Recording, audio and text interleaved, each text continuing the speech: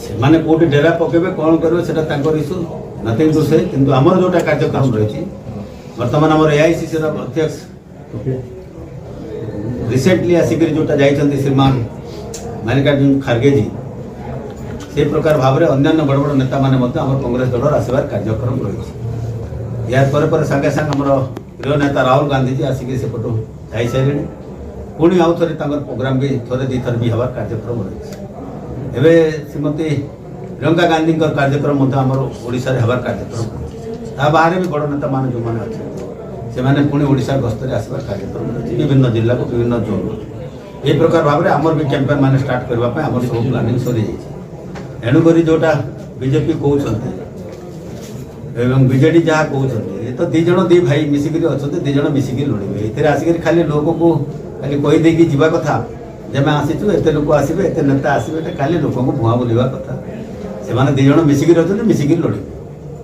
These विरुद्ध में जब लड़ुची कांग्रेस लड़ुची ओडिशा जनसाधारण जब लड़ाई कर कांग्रेस ही कर किसी कर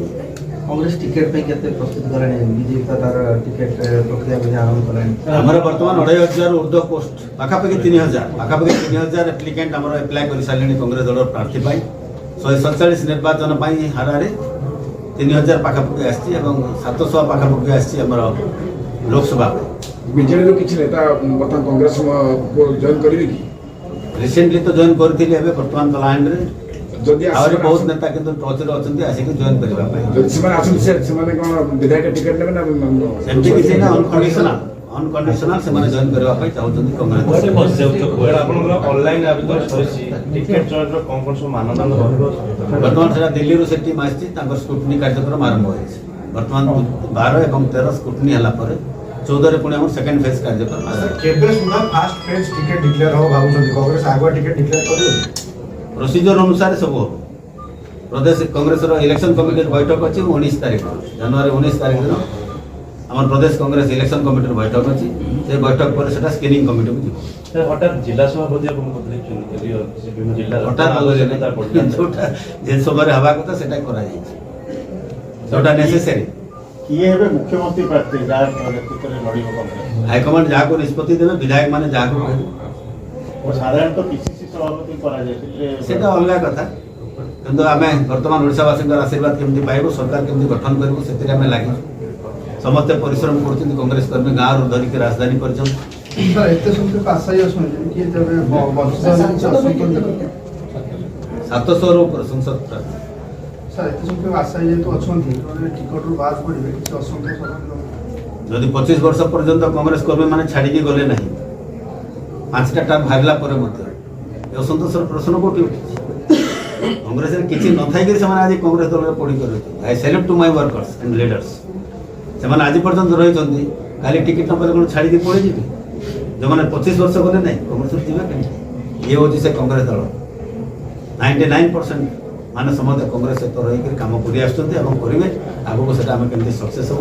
आगू देखो सर पीसीसी एक्सटेंशन आवर भी कार्यक्रम रही कोन शामिल करा जाय पारे पीसीसी रे किसी वरिष्ठ नेता माने सेते बेले रही जाइतिले बहुत गुडे नेता तो सेमान को भी मध्य वर्तमान जो पीसीसी रे जो लिस्ट तैयारी करबा को जाउछ हम अति शीघ्र हाईकमांड घोषणा करके लीडर मान का नाम मध्य रखाई बहुत लोग ये एमती गोटे ना केते कहबी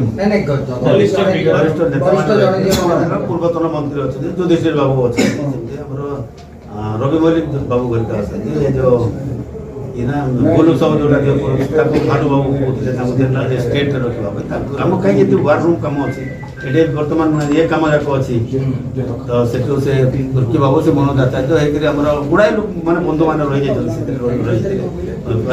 कंप्यूटर कम जाक रही मीडिया सेल कम रही सर आप फोकस रखिंट ओडिशा देखिए वरिष्ठ नेता विजय महापात्र कहतु श्रीकांत जेना कहतु सब नीरव रही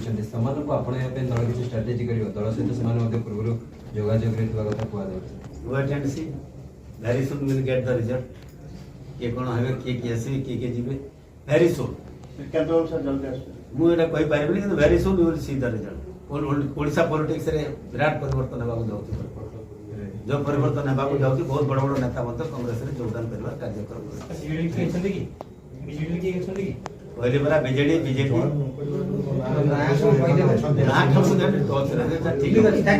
ରାଜନୀତିର ଗୋଟେ ମର୍ଯ୍ୟାଦା ରହେ। ମୁଁ ଯଦି ସେଟା ବି ଡିସକ୍ଲୋଜ କରିଦେବି ଆପଣମାନଙ୍କର ସେଟା ସୁନ୍ଦର ହେବ। ତେଣୁକରି ସେଟା ବହୁତ ହୁଏ ରାଜନୀତିରେ, ସମସ୍ତେ ରହିଛନ୍ତି, ବହୁତ ବଡ଼ ବଡ଼ ନେତାମାନଙ୍କ ସହିତ ବି ଆଲୋଚନା ଚାଲିଛି।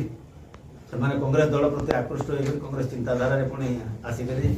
କଥାବାର୍ତ୍ତା ହେଇକରି ସେମାନେ ମିଶିବା ପାଇଁ ଇଚ୍ଛା କରୁଛନ୍ତି। ନଟ୍ ଓନ୍ଲି ବିଜେଡି, ବିଜେପିର ମଧ୍ୟ ଅଛି ବହୁତ ନେତା। ଆମ ପ୍ରିୟ ନେତା ରାହୁଲ ଗାନ୍ଧୀ ଗଲାବେଳକୁ ଯେମିତି ବହୁତ ଆଉ କିଛି ବଡ଼ ବଡ଼ ନେତାମାନେ ବି ସେଠାରେ ବି ମଧ୍ୟ ଯୋଗାଯୋଗ କରିଥିଲେ। ସେଥିପାଇଁ ବହୁତ ଗୁଡ଼ାଏ ଜିନିଷ ଅଛି, ବହୁତ ଗୁଡ଼ାଏ ନେତାମାନେ ଆସିବାର କାର୍ଯ୍ୟକ୍ରମ ରହିଛି। କଂଗ୍ରେସ ଆସିଲେ ଯାଇକି ସବୁ କିଛି ଡେଭଲପମେଣ୍ଟ ହେବ, ଏମାନେ ଥିଲେ କିଛି ହେବ ନାହିଁ କେବେ। ସେଥିପାଇଁ କହୁଛି ଏଇଟା ପରିବର୍ତ୍ତନ ସମୟ ଆସିଯାଇଛି। ସାରା ଭାରତ ବର୍ଷରେ ଗୋଟେ ପରିବର୍ତ୍ତନର ଲହର ଚାଲିଛି। ଯେମିତି ଲହର ଚାଲିଥିଲା ଏବଂ ତେଲେଙ୍ଗାନା ଯେମିତି ହେଲା ଆଉ ଆମର କର୍ଣ୍ଣାଟକ ଯେମିତି ହେଲା, ଏଇ ପ୍ରକାର ଭାବରେ ଓଡ଼ିଶାରେ ମଧ୍ୟ ପରିବର୍ତ୍ତନ ହେବ ଏବଂ କଂଗ୍ରେସ ଆଉ ଓଡ଼ିଶାବାସୀଙ୍କର ସେବା କରିବାର ଗୋଟେ ସୁଯୋଗ ପାଇବ। ଏଇଟା ଆମର ସୌଭାଗ୍ୟ ହେବ ବୋଲି ମୋର ବିଶ୍ୱାସ।